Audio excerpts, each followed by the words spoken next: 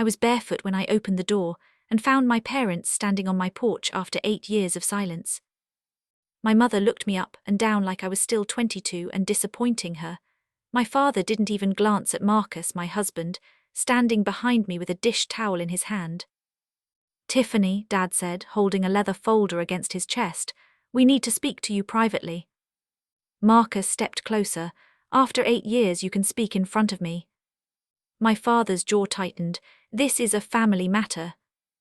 That one sentence took me straight back to the dining room, where he told me I had embarrassed the Bell name by marrying the high school janitor. Back then, Marcus had stood beside me in his only suit, taking every insult in silence while my mother slid a check across the table and said, "Start over somewhere else." He didn't take it. So they cut me out instead.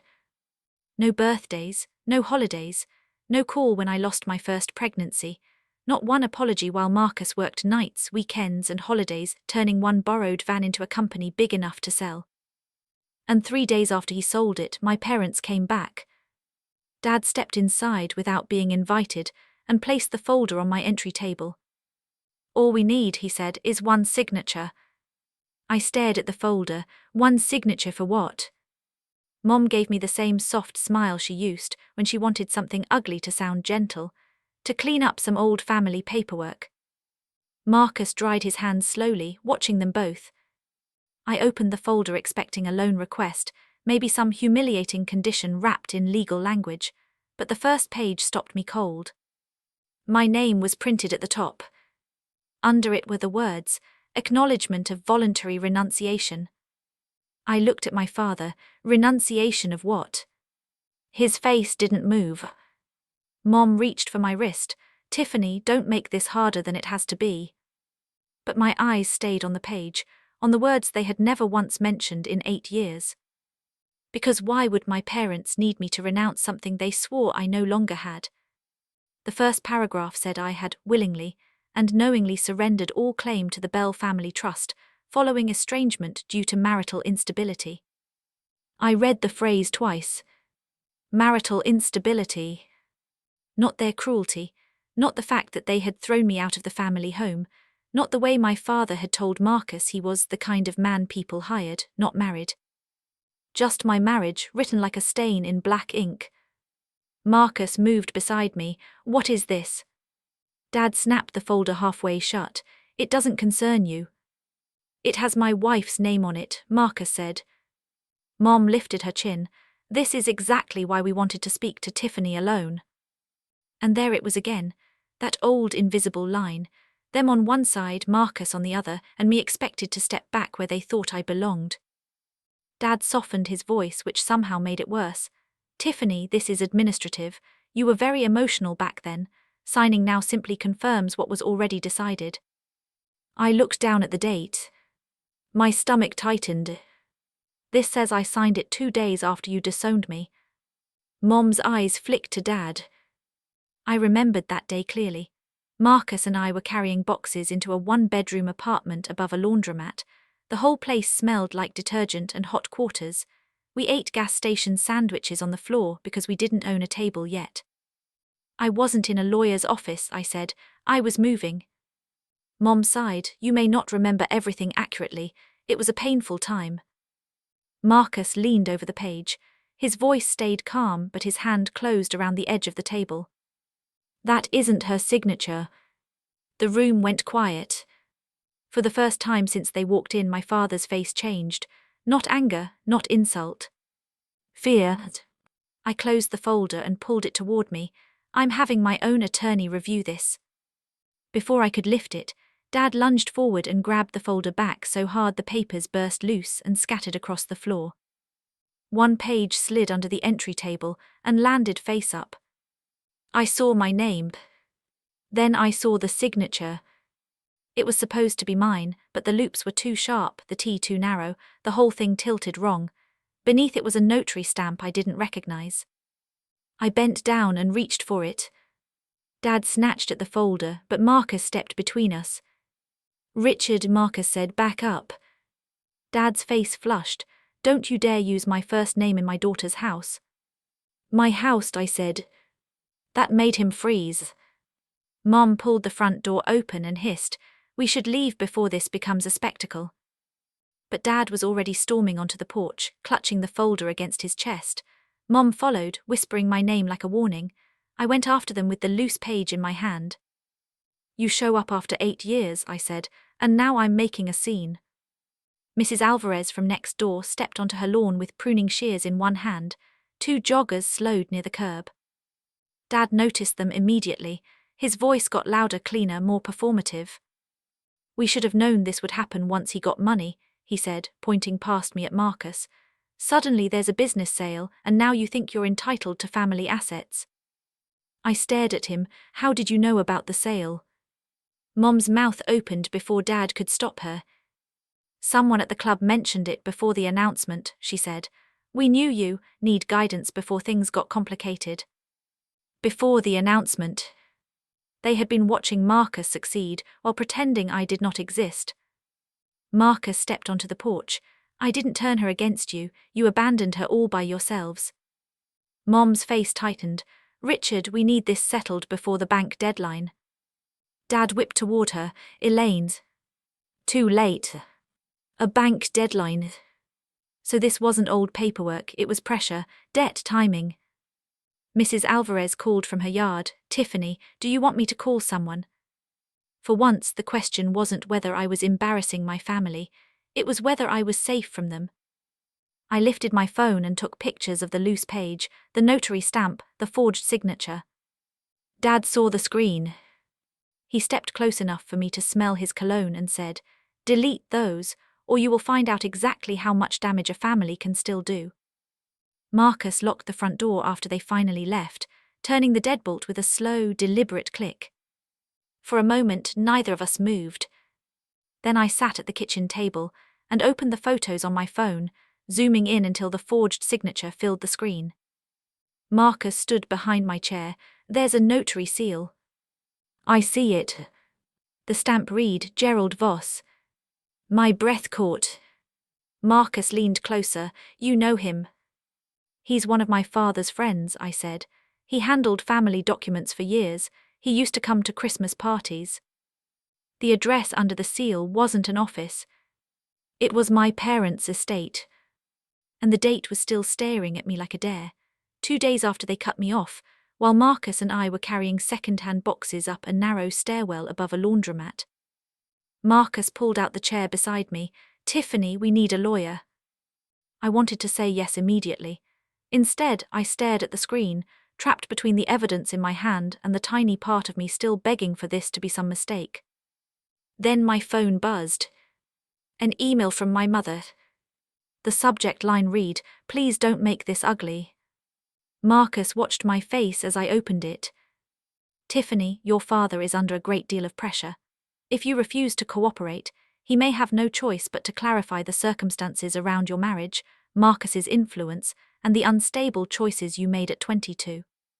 No apology. No, we missed you. Just a threat wearing perfume."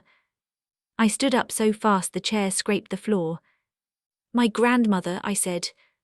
Marcus frowned. "What about her?" "She told me something before she died. I thought it was just her trying to comfort me." I pressed my palm against the table, remembering her thin hand gripping mine. "She said, no matter what your father says, your name is protected." I ran to the bedroom closet and pulled down the old storage box Marcus, and I had carried through 3 apartments and into this house. Under tax papers, wedding cards, and a yellowed envelope of photos, I found a business card tucked inside a birthday letter from my grandmother. "Attorney Howard L. Bennett." My hands shook as I dialed. When he answered, I said, "My name is Tifany Bell. My grandmother was Margaret Bell." The line went silent for 2 seconds. Then he said, "Ms. Bell, I've been trying to reach you for years." I gripped the phone harder. "You have.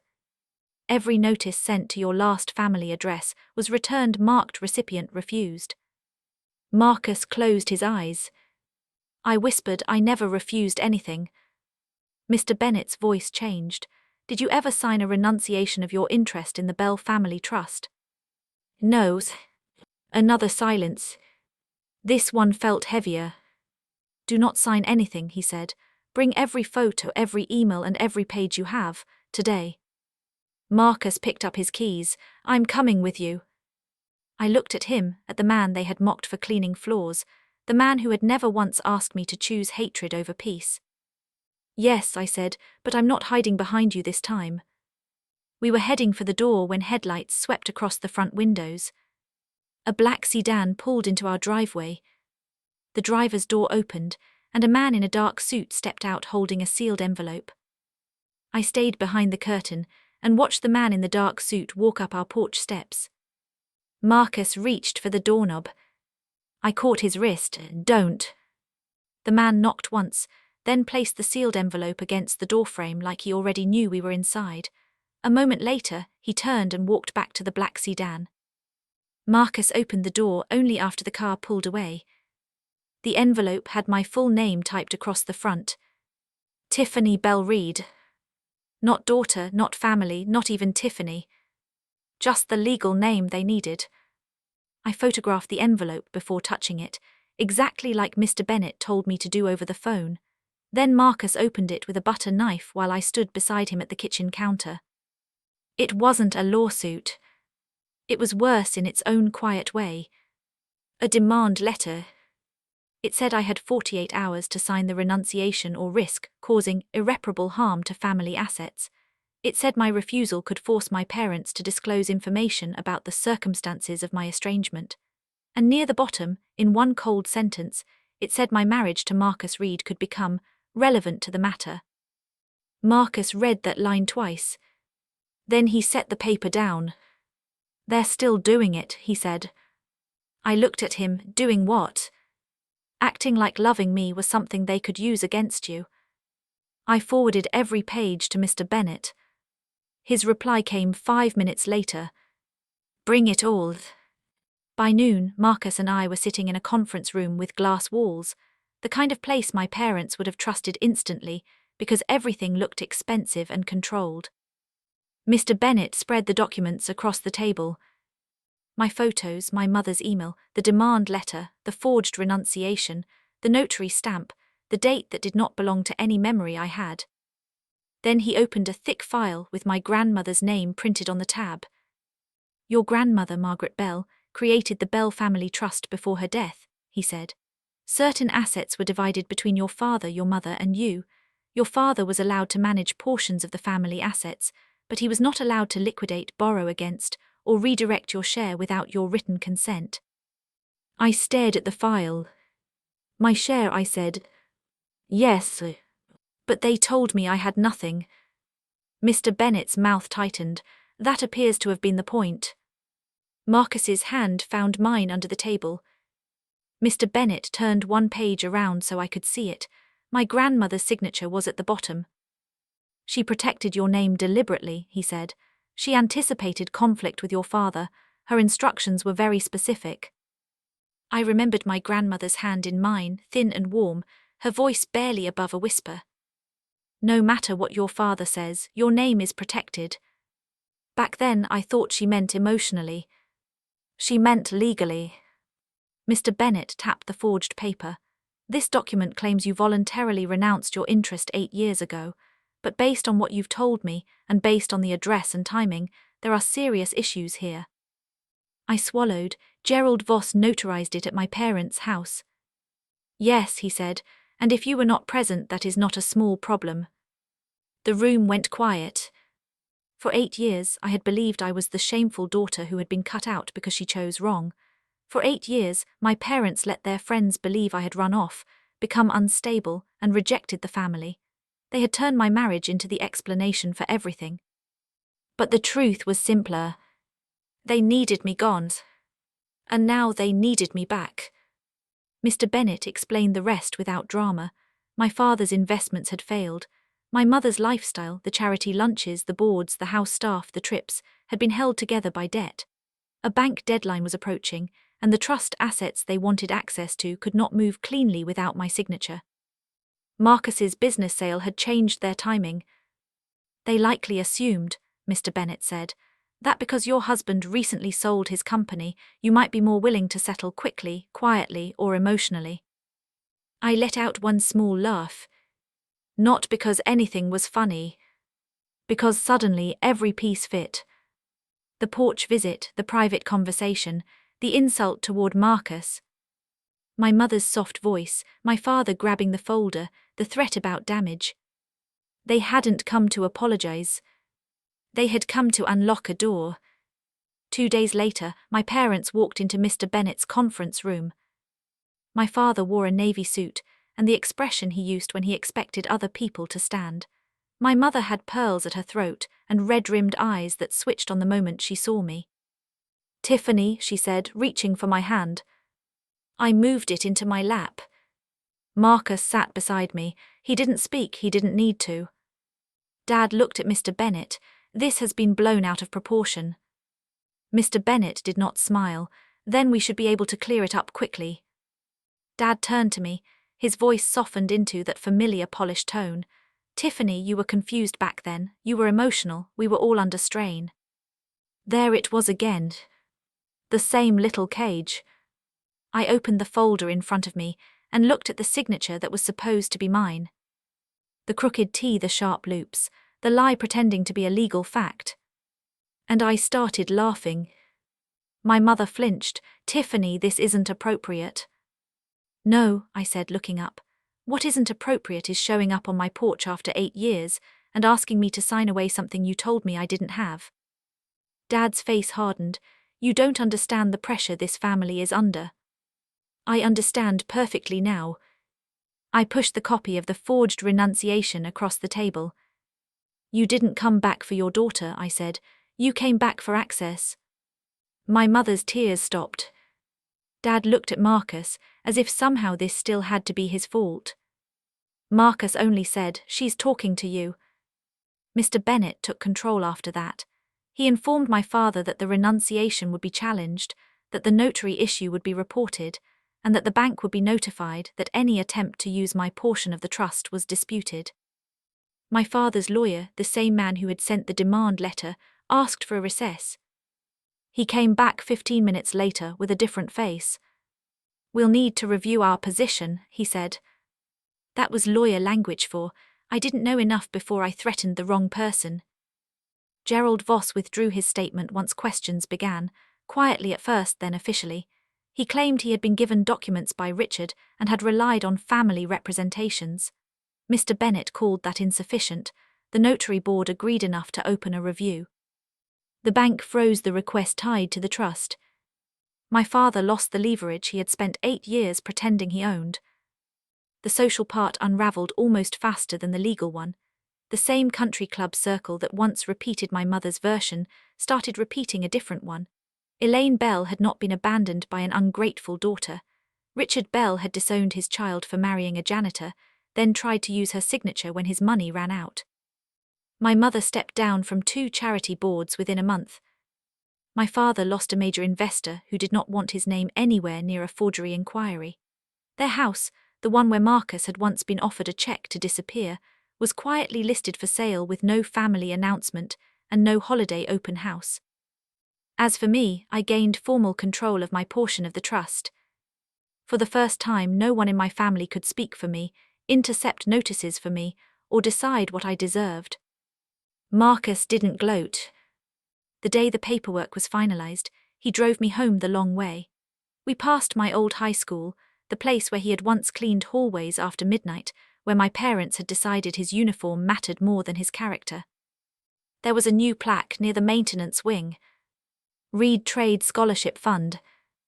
Before Marcus sold his company, he had funded scholarships for students who worked after school, students who fixed things, cleaned things, carried things, built things, students whose futures were too often judged by what they did to survive. I stared at the plaque through the car window. "You never told me they put it up," I said. Marcus shrugged. "I didn't want it to become a thing." I laughed softly. "Of course you didn't." Later, we started a small foundation together using part of my trust share. Not because we needed to prove anything to my parents, but because we knew exactly what it felt like to have someone look at your work and decide your worth from across a room. I stopped waiting for birthday calls. I stopped checking whether my mother had seen pictures online. When people asked about my parents, I didn't explain the whole story anymore. I just said, "They're alive," and left it there. One evening, months after everything was settled, I stood on the same porch where they had come asking for one signature. Marcus brought out the old folder in a storage box. "What do you want to do with this?" he asked. I opened it one last time. The forged papers were still inside, the demand letter, the photos, the proof that the people who said I had thrown away my future had nearly thrown away their own trying to steal part of mine. I closed the folder and placed it in the box. Then I wrote one word on the label. Closed. Marcus took my hand, and we went inside our house. They cut me out of the family, but in the end they were the ones left outside.